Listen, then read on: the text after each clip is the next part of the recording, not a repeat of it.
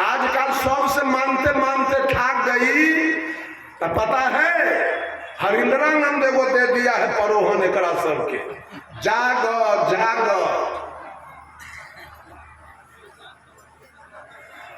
हम लिखे हैं शिव चर्चा एक पंथ है निकला, शिव जी के गुण गाने का, लगता इनका मुख्य भोजन है मांस मछलियां खाने। गुरु बहिनी गुरु भैया कहते, झूम झूम खूब गाते हैं, दुर्व्यसन दुर्भक्षी भोजन मिल मिल कर खाते।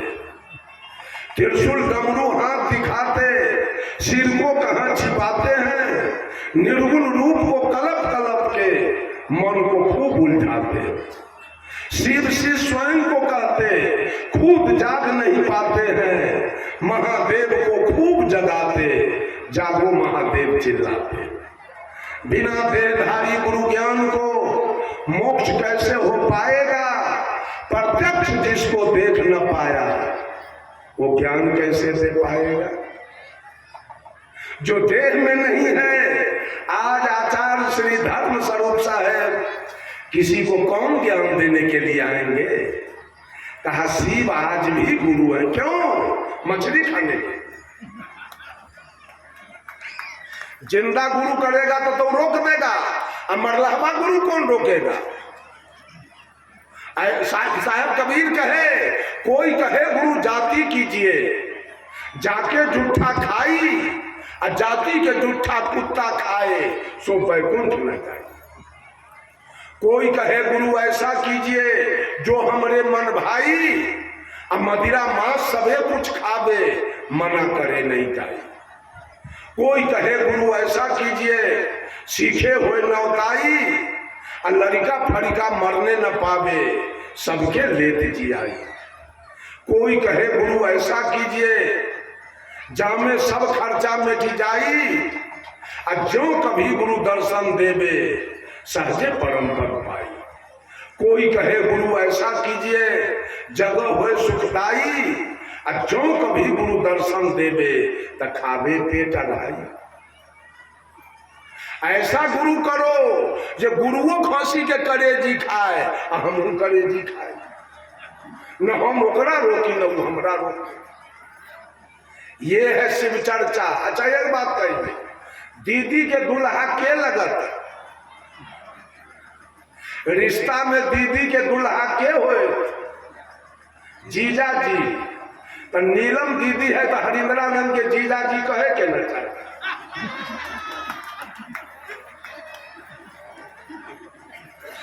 हरिंद्रानंद अगर भैया है तो भैया के पत्नी रिश्ता में के लागत, नीलम के भौजी कहे के चाहे, कोनो रिश्तो न है। सोलकन समाज कहियो उजियाए वाला है।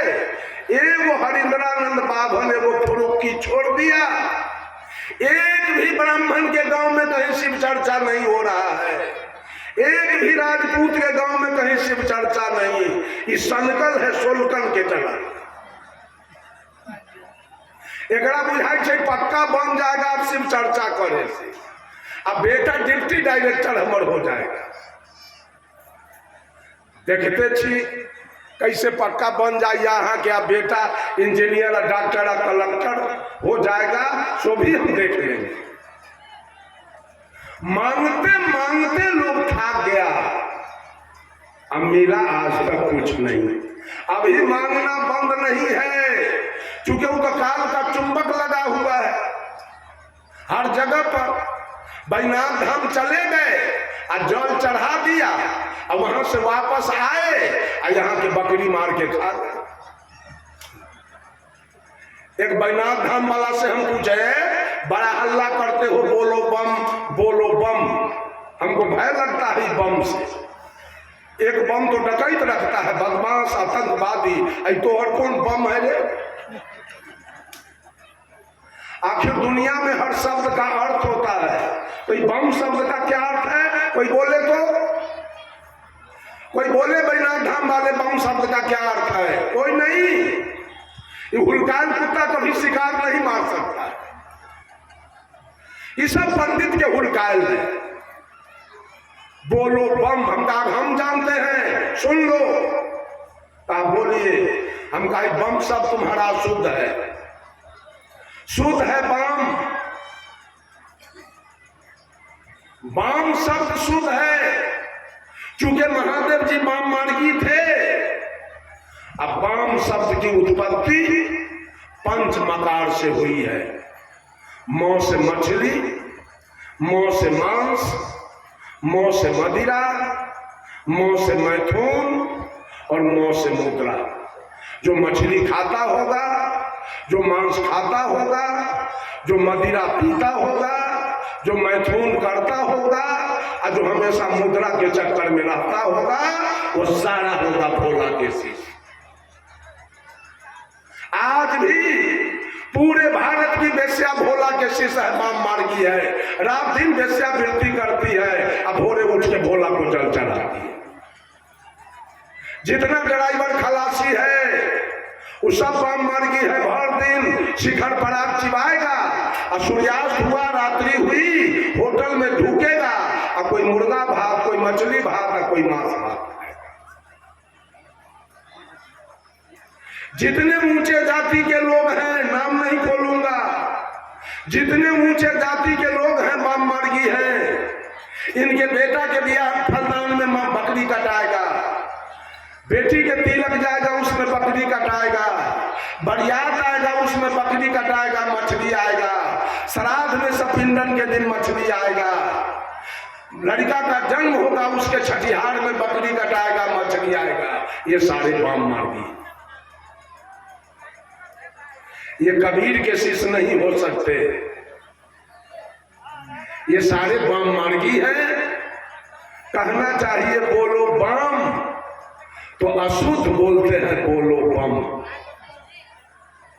बंधुओं, कब तक चुंबक के संपर्क में रहना है?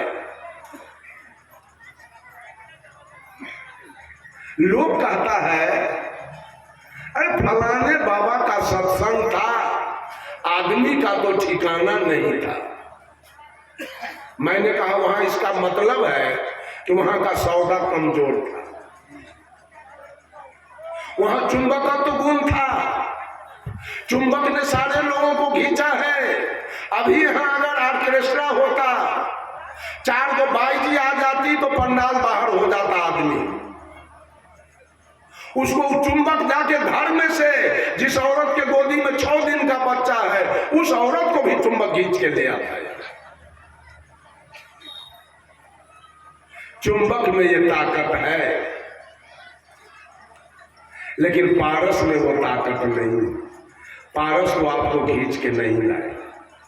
मैंने कहा कबहू न भयऊ संग अरु साथा। आज लगन बदल रहा है। लगन 3 प्रकार के हैं, काम की लगन, दाम की लगन और राम की लगन। अब राम का लगन समाप्त हो रहा है आदमी के अंदर से, अब अध्यात्म खत्म हो रहा है, अब पश्चिमी सभ्यता आ गया। लड़का लड़की सारे ऐसा पोशाक पहन के वासना को निमंत्रण दे रहे हैं आने के। आज काम का लगन हावी हो रहा है। सारे लड़का लड़की का हिसाब किताब। सेबरी भी हमारे यहाँ की एक महिला थी, मीरा भी एक महिला थी, अनुसुईया भी एक महिला थी, नर्मदा भी एक महिला थी, महारानी लक्ष्मीबाई भी एक महिला थी। कितना अंग्रेज को छक्का छोड़ा दिया, लेकिन आज की लड़की समाज में विवाद पैदा करवा रही है। ऐसा ऐसा पोशाक पहन रही है कि विवाद बढ़ रहा है, काम की लगन आगे बढ़ रहा है। इस काम की लगन से अंत में कुछ मिलेगा नहीं। अंत में तो बेटा पुतों से लात जूता खा के जाना होगा। ये काम के लगन क्या करेगा? 2-4 को बाल बच्चा पैदा करेगा, उसके बाद सहजे मिर्गी उतर जाएगा, लड़का लड़की दोनों। यही तो होगा, यही तो है काम के लगन का अंतिम परिणाम, यही है। अब ओकरे से लात जूता खा के चले जाओगे नरक, रो करके पीट करके का कलेजा पीट के चले जाओगे। यही तो हो काम। ये काम का लगन बढ़ रहा है बहुत तेजी में। पहले की औरत कितना मर्द से पर्दा करके चलती थी, लेकिन आज वो खत्म हो रहा है। पश्चिमी सभ्यता आया और काम के लगन को निमंत्रण दे दिया, बढ़ रहा है। और दूसरी तरफ राम की लगन बढ़ रहा है। चोरी, दलाली, बेईमानी, घूसखोरी, हत्या, बलात्कार सारे बढ़ रहे हैं। किसके लिए इतना कर रहे हो? क्यों इतना अहंकार में घूम रहे हैं? क्यों इतना चोरी, दलाली, बेईमानी में घूम रहे हैं? अंत में आपका क्या होगा? अंत में आचार्य श्री के साथ क्या गया? जब आचार्य श्री मंच पर बैठते थे तो रुपया की गिनती नहीं रहती थी, कितना रुपया मंच पर आया। आज कै टका साथ में गया? कुछ गया क्या? कुछ नहीं गया। अभिलाष साहब कहते थे, बहुत बोलने वाले को भी एक दिन मौन साधना होगा, बहुत जानने वाले को भी एक दिन स्मृति खोना होगा, बहुत धन रखने वाले को भी एक दिन खाली हाथ चलना होगा।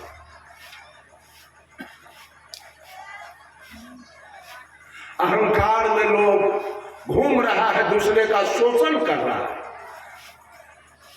दमन कर रहा है दूसरे का, अपना धन बनाने के लिए अहंकार में चल रहे हैं। एक तिनका भी आपके साथ नहीं जाएगा। अंत में सब कुछ तो छूटेगा।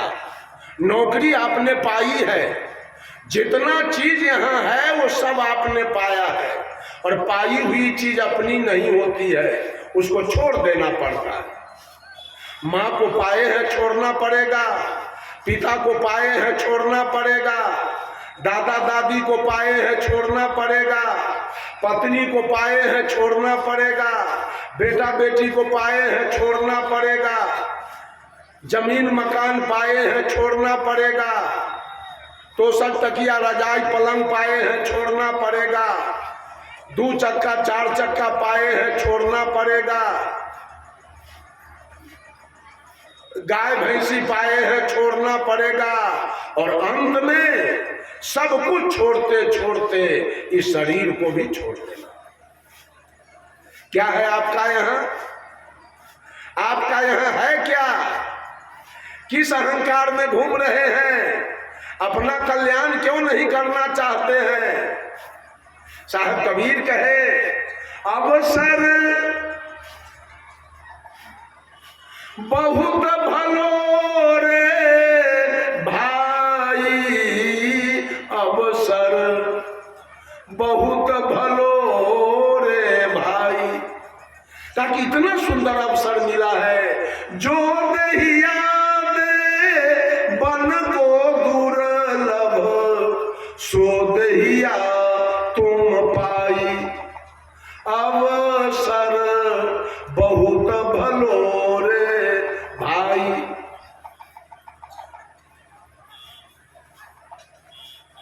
माता बहने भाई बंधु, ये अवसर मिला है, मानव शरीर, ज्ञान भूमिका, मोक्ष भूमिका, अपना अपना कल्याण कीजिए। ये शरीर केवल बच्चा पैदा करने के लिए नहीं मिला था, ये शरीर जमीन खरीदने के लिए और मकान बनाने के लिए और बहुत बड़ा नौकरी करने के लिए नहीं मिला था। ये शरीर अवसर मिला था, एक मौका मिला था अपना कल्याण करने के लिए। कल्याण करने का अवसर मिला था। बहुत जोनी से भटकते भटकते, दुख काटते काटते अंत में एक अवसर मिला, मौका मिला मानव जोनी। तो आप धन के लोभ में पड़े हैं, बेटा के लोभ में पड़े हैं, बेटी के लोभ में पड़े हैं। एक आदमी था जिसका 60 वर्ष का उम्र हो गया और बाल बच्चा नहीं था बेचारे के पास। एक दूसरी शादी कर लिया, दूसरी शादी किया, उससे भी नहीं हुआ बाल बच्चा। अब दोनों सौतीन में रात दिन कपर फरोवल शुरू हो। अब तो बेचारा आतंक आ गया दोनों के चाल से। उसका एक मित्र था, उसको जाके कहा मित्र अब मैं नहीं रहूंगा। कहा क्या करोगे? तो मैं पंजाब चला जाऊंगा, कुछ पैसा हमको किराया दे दे। मित्र कहा कि मित्र फिर तो आना पड़ेगा, फिर तो आपको पंजाब से आना ही पड़ेगा। ऐसा उपाय करो कि सदा के लिए झगड़ा खत्म हो जाए। कहा क्या करे? गांव के बगल में थोड़ा सा जमीन खरीद के एक पत्नी के घर बना दो यहाँ और एक पत्नी रहेगी वहां, दोनों में दूरी बन जाएगा, झगड़ा लड़ाई बंद हो जाएगा। कहा ठीक है, रुपया लाओ। कुछ 1-2 लाख रुपया वो दिया और जमीन खरीद के घर बना के और छोटकी पत्नी को नयका घराड़ी पर रख दिया और बड़की पत्नी को पुरना घराड़ी पर छोड़ दिया। लेकिन गांव के औरत सब बाज नहीं आई, उसको भी जाके कुछ सिखा दे आई आके सीख, या तो ये चल जाए वो कड़ाइया तो वो चला दे कड़ाइया। कपर फोड़ौल बंद नहीं हुआ। का दोस्त अब क्या करें? अब लाओ रुपया, हम चले जाएंगे। रुपया दिया, गया पंजाब। अब पंजाब गया तो अब आना नहीं चाह रहा है। 12 बरस बीत गया। 12 बरस बीत जाने के बाद माघ का महीना खत्म हो रहा था, फागुन का महीना आ रहा। इनकी बड़की पत्नी चिट्ठी लिख रही है, पतिदेव आपके चरण कमलों में मेरे तरफ से सादर प्रणाम, और आपके चरण की कृपा है तो मैं बिल्कुल सकुशल रहा करती हूँ। न भोजन का दुख है, न वस्त्र का दुख है, न कोई श्रृंगार के सामान का दुख है, वह आपके चरण की कृपा है। लेकिन 2 बातों की दुख है। वो दुख है जब मैं दिन में सारा काम करके और भोजन करने के लिए बैठती हूँ तो पति देव आपका याद आ रहा है।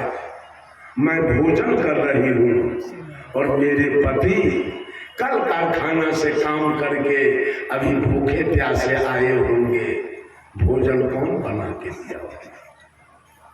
और दूसरा दुख, जब रात्रि में भोजन करके मैं बिछावन पर सोने के लिए जाती हूँ तो आपका याद आता है।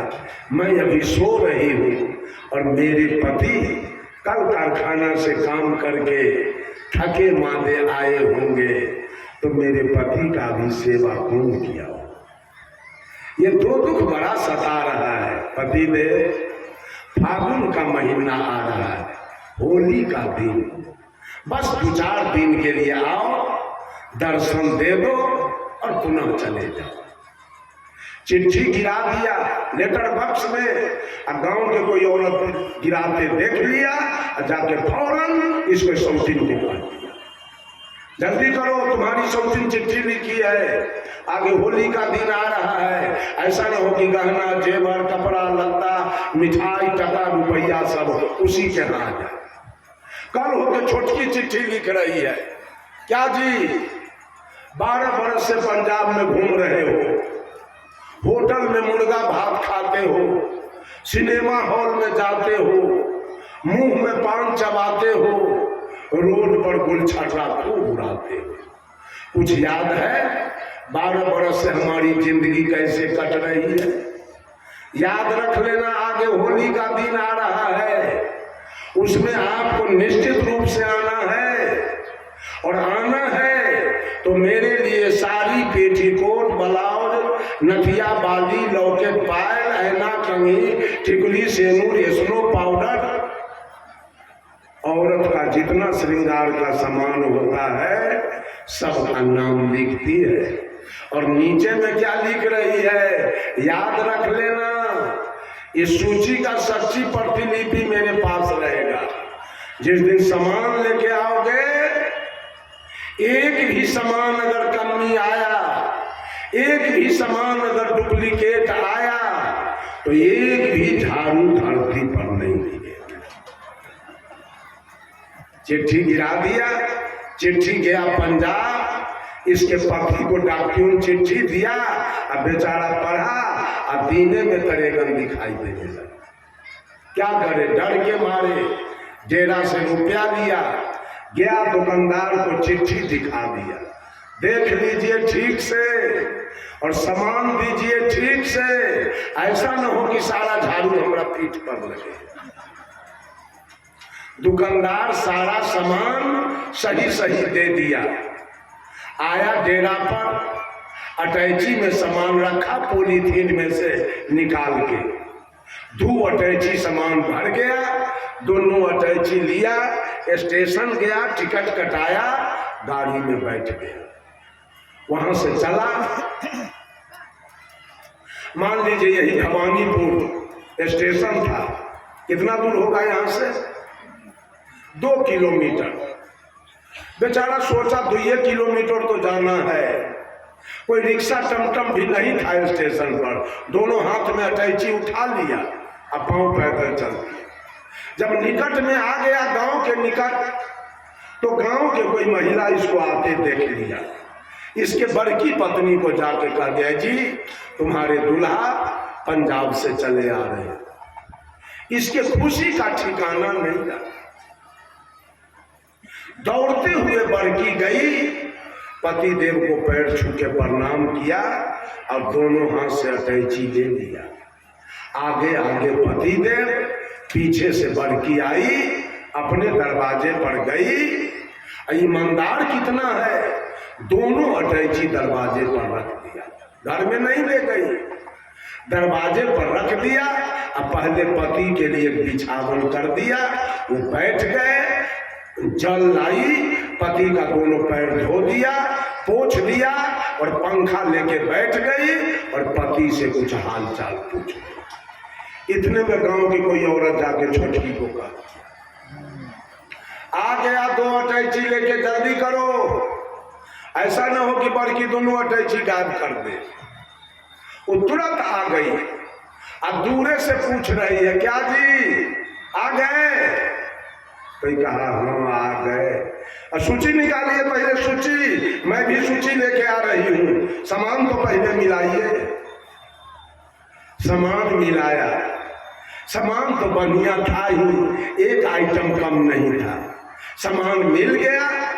दोनों अटैची में छोटकी सामान को सजा के अब दोनों अटैची उठा लिया, अपने घर को चल। तो बड़की क्या करे, बड़की खाली हाथ अपने आंगन की ओर चल दिया दरवाजे पर। तो बड़की के पीछे पीछे पति देव चल।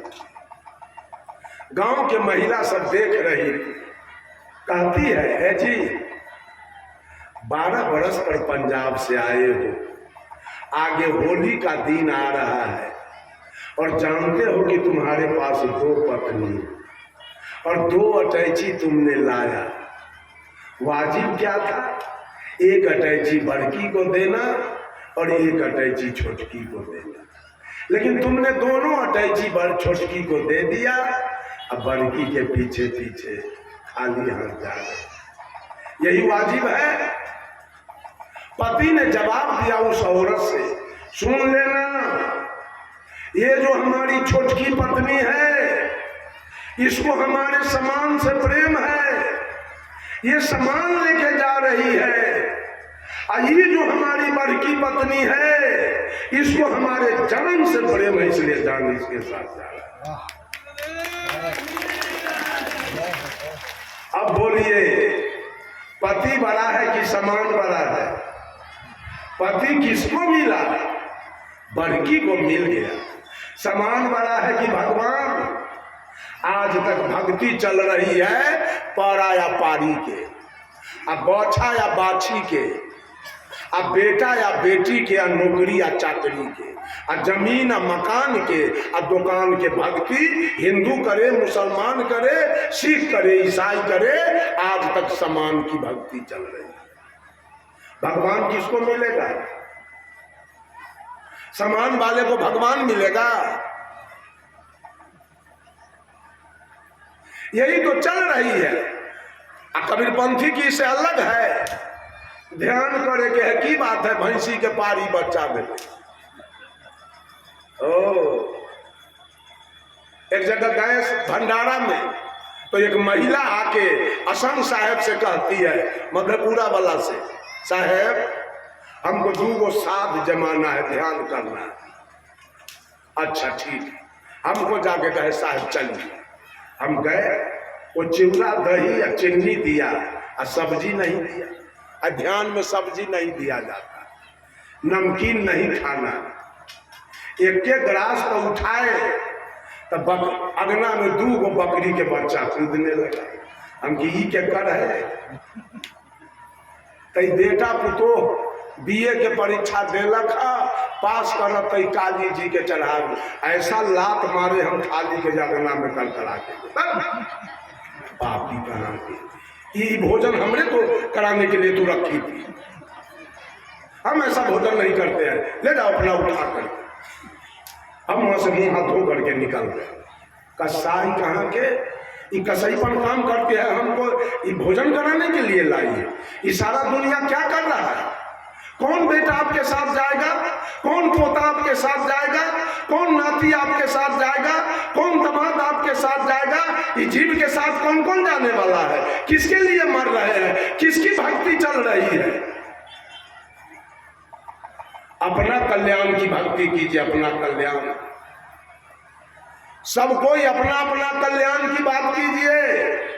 कोई किसी का साथी नहीं है। जगत में स्वार्थ का व्यवहार, जगत में स्वार्थ का व्यवहार।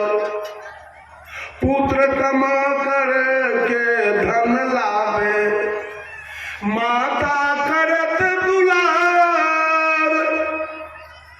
पिता कहे कि पुत्र सपूत है, अकलमंद होशियार। जगत में स्वार्थ का व्यवहार। नारी मांगत सुंदर भूषण, मांगत बारंबार। नारी मांगत सुंदर भूषण, मांगत बारंबार। जो लाकर उनको न दीजिए, मुखरा ले बिगाड़। जगत में स्वार्थ का व्यवहार।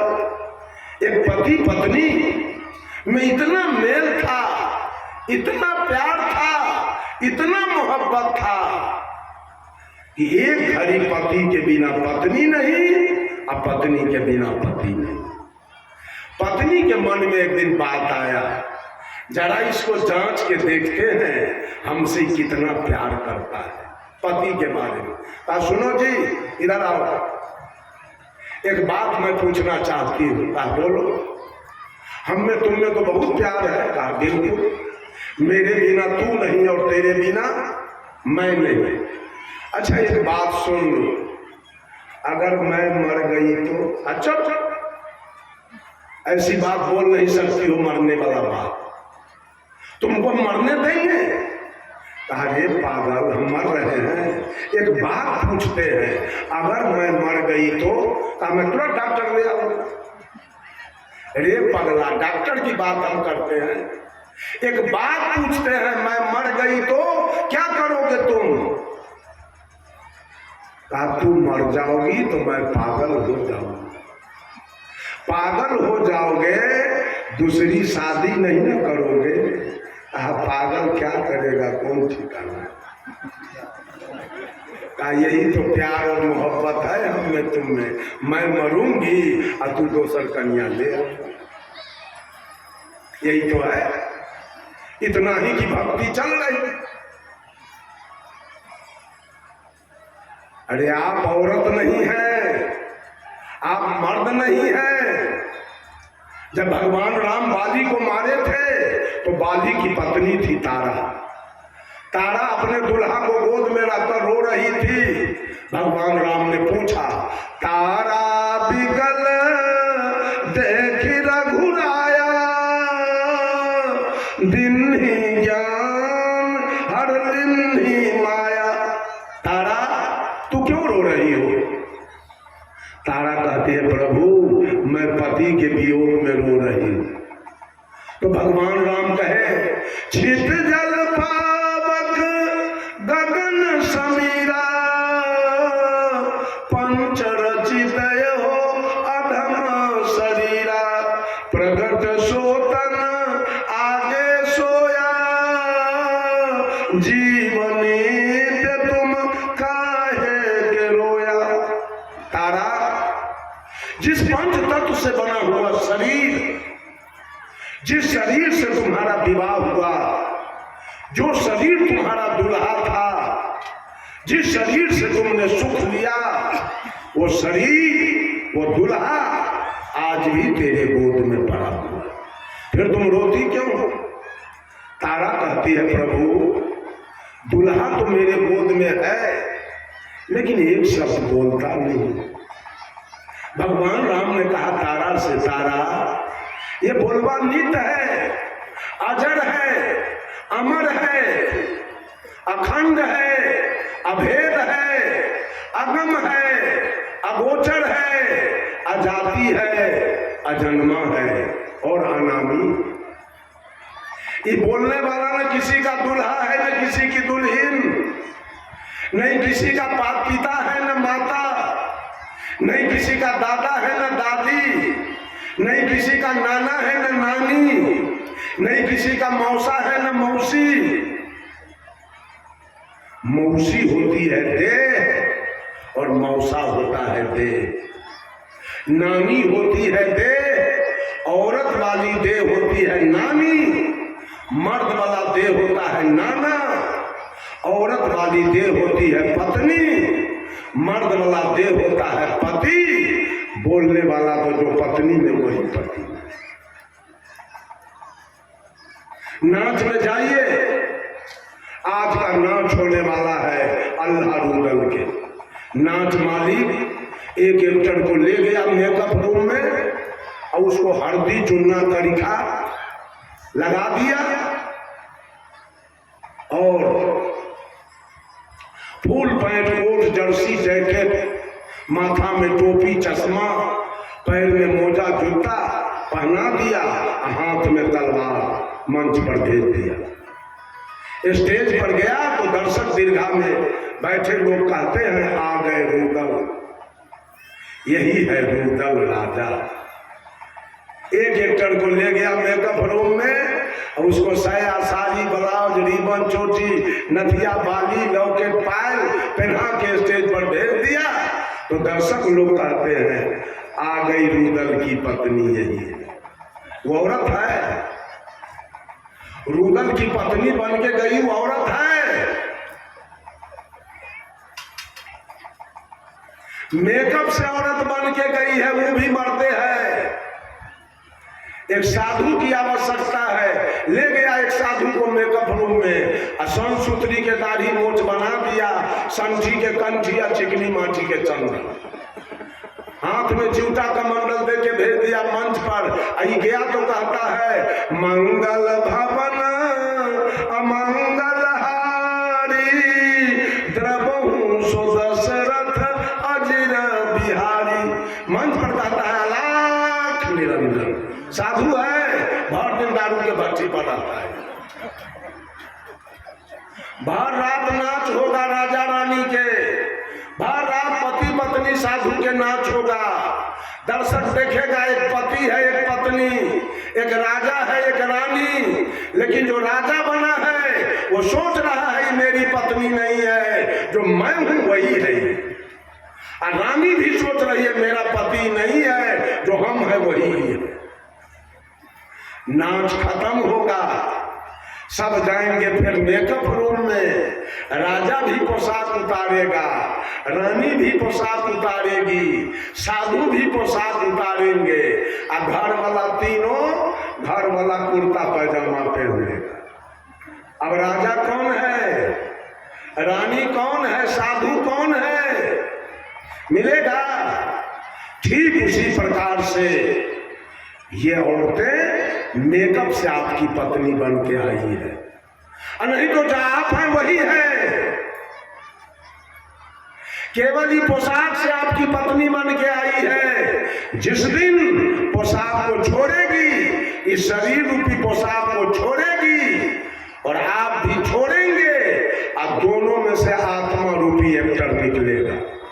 दोनों पोशाक में से आत्मा रूपी एक्टर निकलेगा।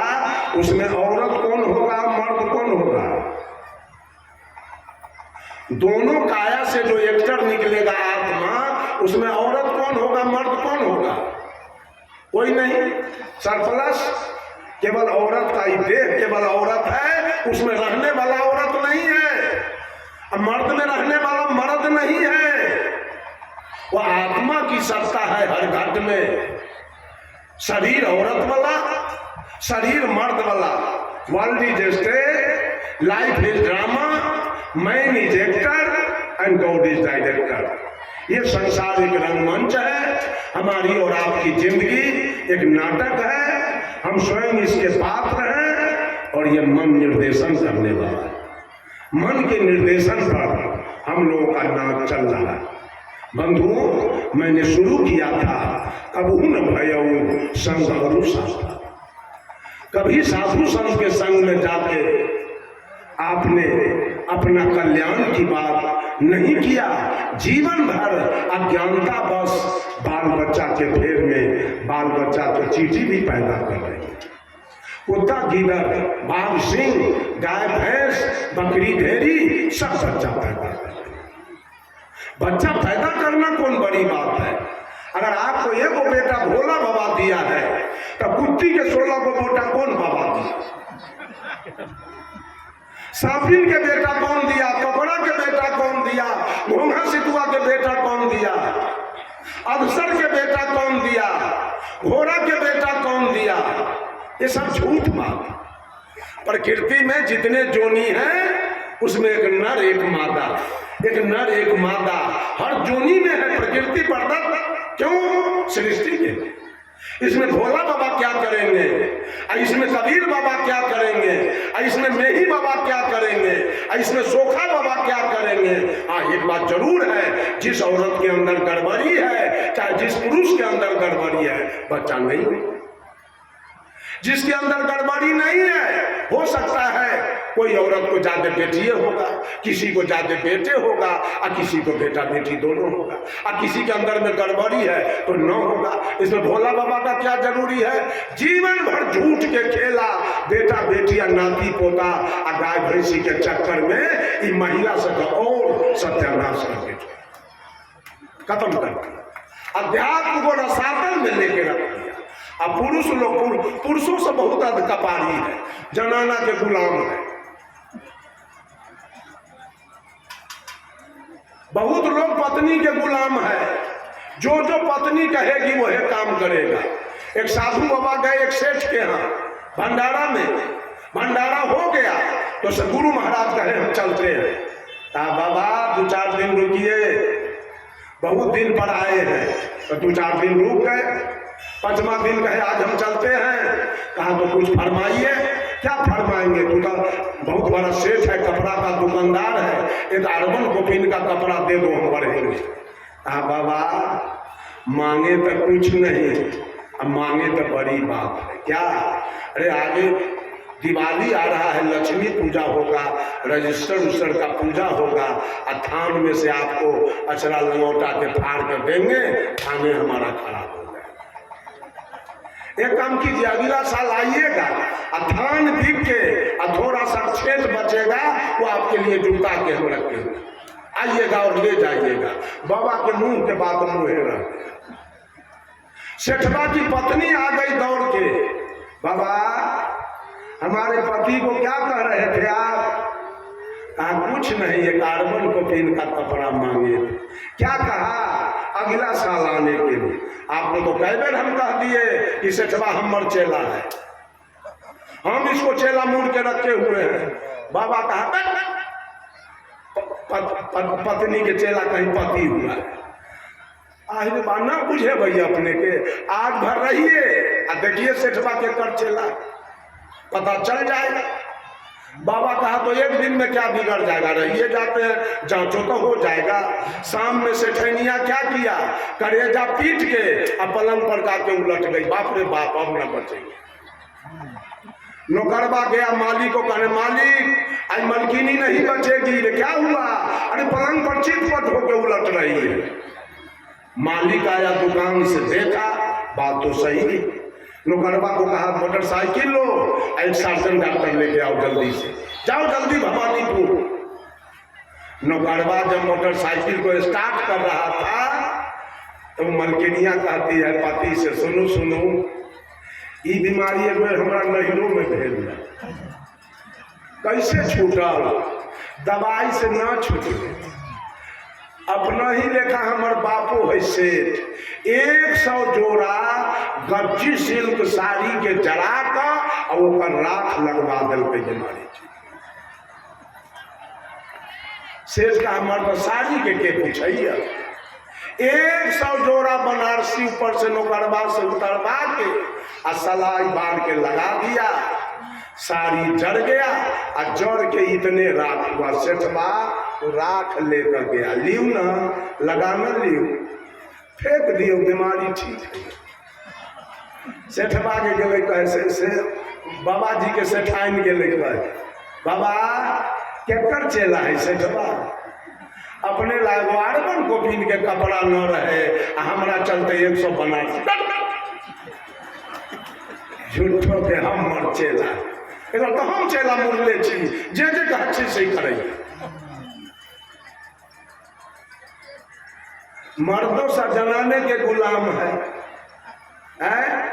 ओकरे जौरे माया के गुलामी कर रहा है। जो जो कहती है वह कर रहा है। आए किस लिए? कबीर साहब पूछे, कौन तुम्हारी जाति है, क्या है तुम्हारा नाम, कौन तुम्हारा इष्ट है, कहाँ तुम्हारा ग्राम। जाति हमारी आत्मा, जीव हमारा नाम, अज्ञान हमारा इष्ट है, गगन हमारा ग्राम। पता है, मालूम है आप कौन है? Who are you? कोई पता नहीं है। अब माया के गुलामी में भीड़ल है रात दिन। अब पता नहीं कि हमारा यहाँ कौन है, मैं किसका हूँ, मेरे साथ कौन आया और मेरे साथ जाएगा कौन, इसका कोई पता ठिकान नहीं। बंधुओं, मेरा समय पूरा हो रहा है। मैं चर्चा किया था, कब न भयऊ संग अनुसाथा, ऐसा जन्म गमाया हुआ था। इतना सुंदर मानव जोनी मिला जिसको माया की गुलामी में औरत मर्द सब गमा दिया और सही काम नहीं कर, अपना कल्याण नहीं कर पाए, अपनी मुक्ति नहीं हो सकी। तो फिर कहाँ जाएंगे? अब फिर जाना होगा 84 में, फिर गर्भ की यात्रा करना होगा और 9 महीना के लिए गर्भ में जाना पड़ेगा। और फिर श्मशान चलिए और फिर गर्भ चलिए और फिर श्मशान चलिए। इससे मुक्ति आपको नहीं मिली कि गर्भ श्मशान वाला झंझट लगा रह गया।